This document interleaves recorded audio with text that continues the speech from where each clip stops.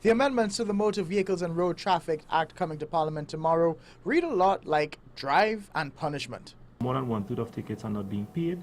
The state is losing next to somewhere in the region of $40 million. The plan is to make paying tickets more convenient. No more court, just pay at the nearest TT post, a bank, or somewhere in the future online. There are new ways to pay tickets because there are new ways to get tickets. One of the major changes will be the speed cameras and the red light camera enforcement. The trial here near Dock Road has photographed thousands of red light offenders, and there are plans to put several more around the country. With respect to the red light enforcement cameras, we have one at the Dock Road right now, and in the first phase we'll have 15 additional locations between Trinidad and Tobago. It's a completely automated camera on either side of the intersection, which will photograph your front and rear license plate, and you're supposed to get your ticket in the mail. Many U.S. states have taken down red light cameras because they were simply seen as cash cows. In the first instance, you may have an increase in violations, but when the motorists are more familiar with the devices at these specific locations, most definitely they will see a decline in violations, which will be less revenue being generated from these devices. The Ministry of Works has spent much of last year digitizing records. You need to update the procedures of all the agencies that will be responsible for implementing the legislation.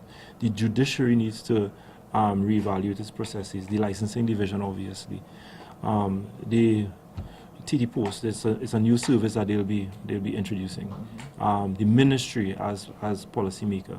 Now would be a good time to ensure that your information is up to date with the licensing office, because the only way you can challenge a ticket via speed camera or red light camera is if the vehicle is falsely registered or if it was reported as stolen.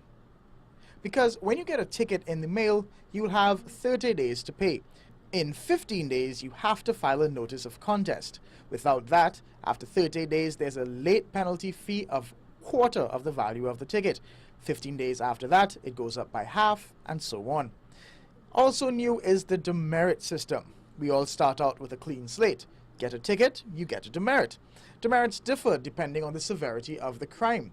Exceeding that new 100 km/h speed limit, depending on how fast you were going over the speed limit, you can get anywhere from 0 to 6 points on your license, and that's a big deal.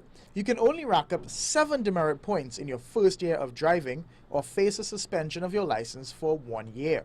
For everyone else, if you get 10 to 14 demerits in 3 years of having a license, it's suspended for 6 months.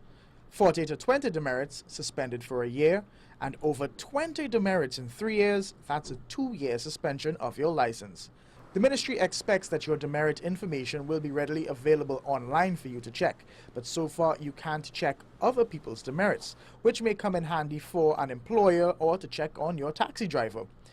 Your demerits won't affect your insurance rate for now. That's totally up to the insurance companies. Once passed and assented, the ministry hopes that all of these new changes will be in effect by the end of the first quarter of 2018. Kijan Haynes, TV6 News.